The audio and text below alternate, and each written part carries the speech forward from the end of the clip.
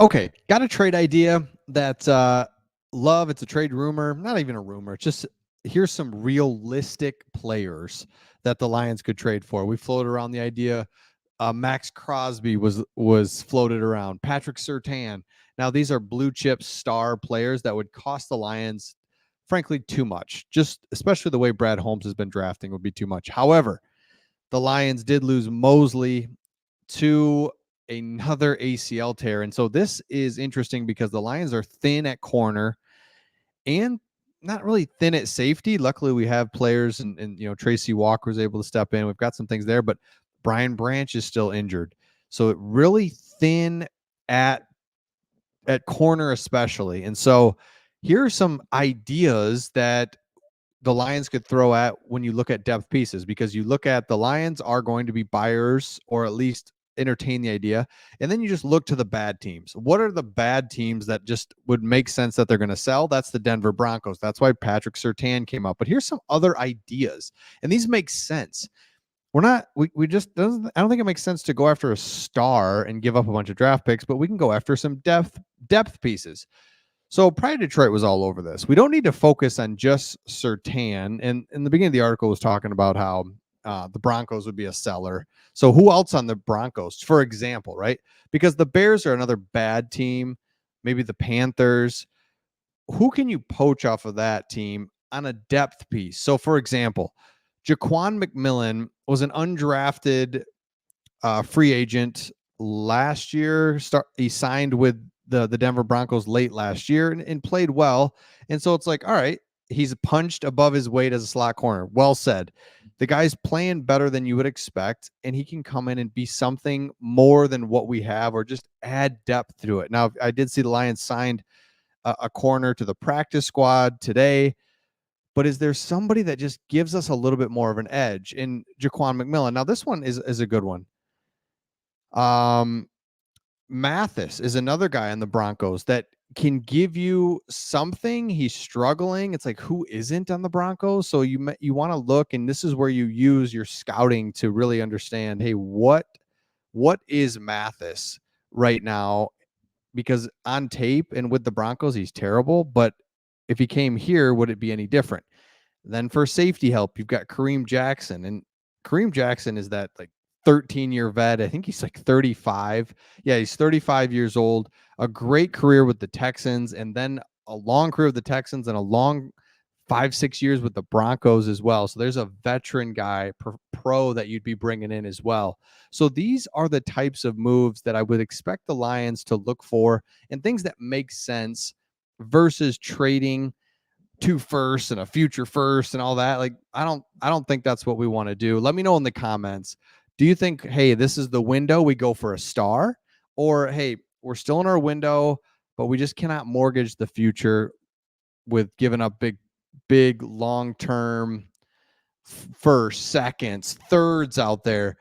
And it says right here, none of these would command large ransoms like a Patrick Surtain. Yes, would that be awesome? But it comes at such a cost. And remember, the way the Lions are doing things now is sustainability, long term. We want to be good every year. Like, I know, duh, doesn't everybody? But the Lions are really in a position to do that because of the way that Brad Holmes drafts. How does it work? You draft incredibly well, and you can see Brad Holmes almost getting better. Think about that for a second. Just like anything, and no matter what you do in life, the more you do it, the better you get at it. Well, now he's been a GM now 3 draft classes, and this last one was just a master class. Sam Laporta, wow. Brian Branch, wow. Jahmyr Gibbs hasn't gotten going yet, but you can already see it. I mean, seriously, you can already see it. And then Jack Campbell, same thing. You can already see it. You can just see that he's going to be good. And you know what that Jack Campbell stuff does, and this is where the Lions start to get good, is you take a Malcolm Rodriguez who had to play last year, had to start last year, and Jack, you keep building on the talent. So now Malcolm Rodriguez is now a star on every special teams unit, comes in, provides depth, and can spell guys at the linebacker. So your once guy that was a star is now brought down to be a depth piece. Like it's so incredible what they're able to do. So with Brad Holmes drafting the way that we're drafting, you keep layering the depth. And so what happens, that competition rises, and then the guys that 5 years ago in the Patricia era that were making the team are just getting cut.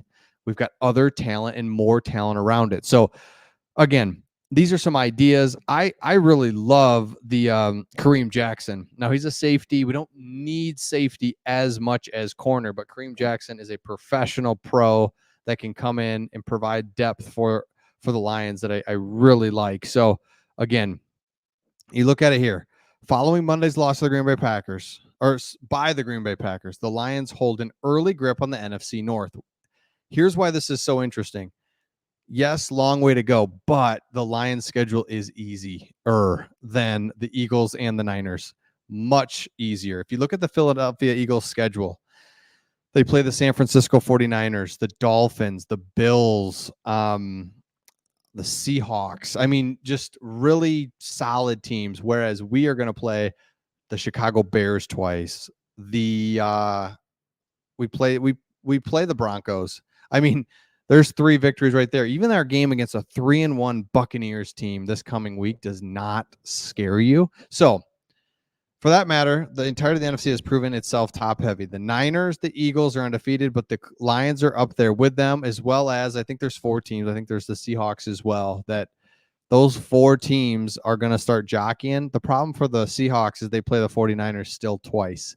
So that can knock them out. Now, obviously they beat us, so that's going to jockey for position as we get into the playoffs time. I mean, this is so fun. You're just talking playoffs. Like, what seed are we going to be? Like, what?